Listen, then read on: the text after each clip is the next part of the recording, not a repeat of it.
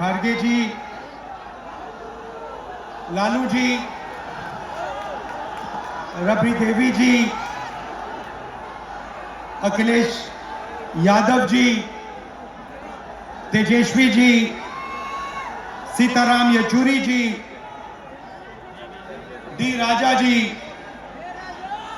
दीपंकर जी, केसी वेणुगोपाल जी, अखिलेश प्रसाद सिंह जी, तारिक अनवर जी, शकील खान जी, गठबंधन के वरिष्ठ नेता और गठबंधन के प्यारे कार्यकर्ता भाइयों और बहनों, प्रेस के हमारे मित्रों, इतने मित्र नहीं है प्रेस वाले। आप सबका यहां बहुत बहुत स्वागत, नमस्कार।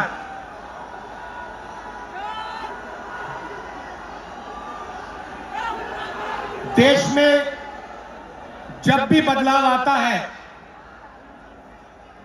वो बिहार में तूफान शुरू होता है। यहां से तूफान बाकी प्रदेशों में जाता है।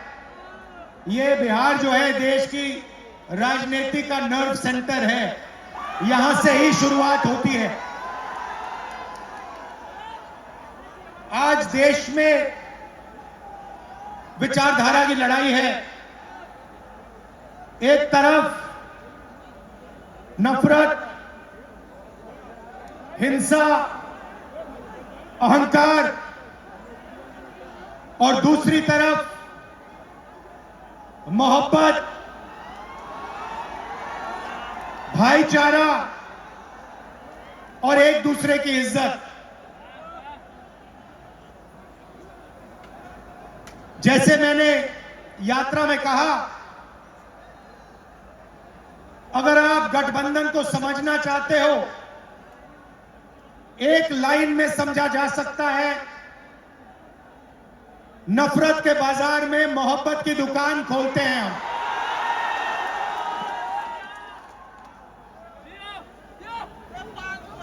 इस देश में नफरत क्यों फैल रही है? यह नफरत का देश नहीं है, आप सब जानते हो। आपके दिल में, हिंदुस्तान के नागरिकों के दिल में नफरत नहीं है, मोहब्बत है, प्यार है, एक दूसरे का आदर है। तो सवाल उठता है कि इस देश में नफरत क्यों फैल रही है? भाई और बहनों, नफरत का सबसे बड़ा कारण देश में अन्याय है। अन्याय, युवाओं के खिलाफ अन्याय, आप सबके खिलाफ अन्याय, किसानों के खिलाफ अन्याय, सामाजिक अन्याय, आर्थिक अन्याय। प्रधानमंत्री जी 2-3 बड़े अरबपतियों के लिए काम करते हैं, 2-3 लोगों के लिए काम करते हैं। उनका 16 लाख करोड़ रुपया प्रधानमंत्री ने पिछले 10 सालों में माफ किया है। मैं आपसे पूछना चाहता हूं, उन्होंने हिंदुस्तान के किसान का कितना कर्जा माफ किया? हिंदुस्तान के मजदूरों का कितना कर्जा माफ किया? इसीलिए देश में नफरत फैल रही है। 40 साल से सबसे ज्यादा बेरोजगारी आज हिंदुस्तान में है। क्यों? क्योंकि बीजेपी ने छोटे व्यापारियों को, किसानों को, स्मॉल और मीडियम वाले बिजनेसेस को नष्ट कर दिया है। एक तरफ नोटबंदी की, दूसरी तरफ जीएसटी लागू की। नतीजा यह हुआ, जो लोग इस देश को रोजगार देते हैं, छोटे बिजनेस वाले, स्मॉल और मीडियम बिजनेस वाले, उन सब का काम बंद हो गया। जहां भी देखो बड़े बड़े उद्योगपतियों की मोनोपोली बन रही है। एक उद्योगपति के हाथ में हिंदुस्तान के सारे पोर्ट, एयरपोर्ट, इंफ्रास्ट्रक्चर, डिफेंस की इंडस्ट्री, सारी की सारी नरेंद्र मोदी जी ने एक उद्योगपति को पकड़ा दी। आप लोगों के लिए इस देश में कुछ नहीं बचा है। मैं आपसे सवाल पूछना चाहता हूं, इस देश में पिछड़ी जात के कितने लोग हैं? कितनी आबादी है पिछड़ी जात की? 50%। 50%। दलितों की कितनी आबादी है? 15%। आदिवासियों की कितनी आबादी है? 8%। कितनी बनती है भाई? कितनी होती है? 73% अब देखिए, 73% में से हिंदुस्तान की सबसे बड़ी कंपनियों में उनकी मालिकों की लिस्ट निकालिए, आपको एक व्यक्ति नहीं मिलेगा 73% वाला। उसके बाद मीडिया के मालिकों की लिस्ट निकालिए, बड़े बड़े इनके जो पत्रकार हैं उनकी लिस्ट निकालिए, आपको 73% में से एक नहीं मिलने वाला है।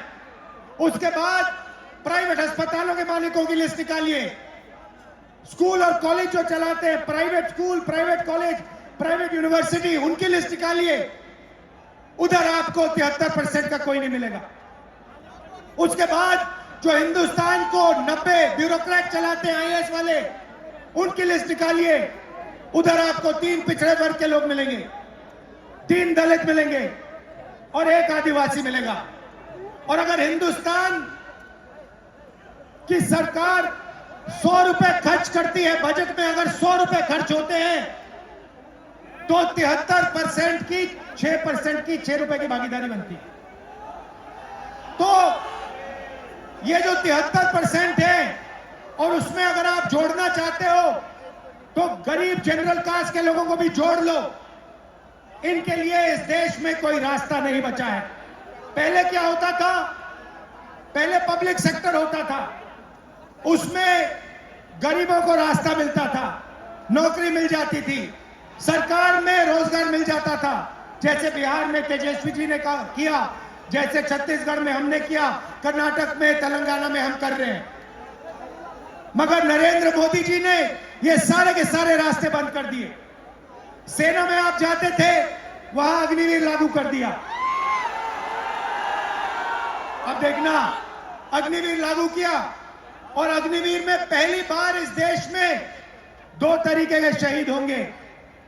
एक शहीद होगा, उसको शहीद का दर्जा मिलेगा, उसे पेंशन मिलेगी, उसे कैंटीन मिलेगी, और उसे गांव में, शहर में आदर मिलेगा। दूसरा शहीद होगा, अग्निवीर होगा, वो शहीद होगा, उसे शहीद का दर्जा नहीं मिलेगा, उसको पेंशन नहीं मिलेगी, उसको कैंटीन नहीं मिलेगी, और उसको ट्रेनिंग भी सही नहीं मिलेगी।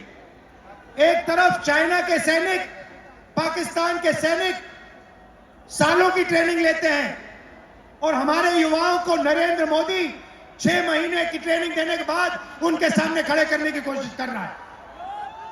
नतीजा आप जानते हो।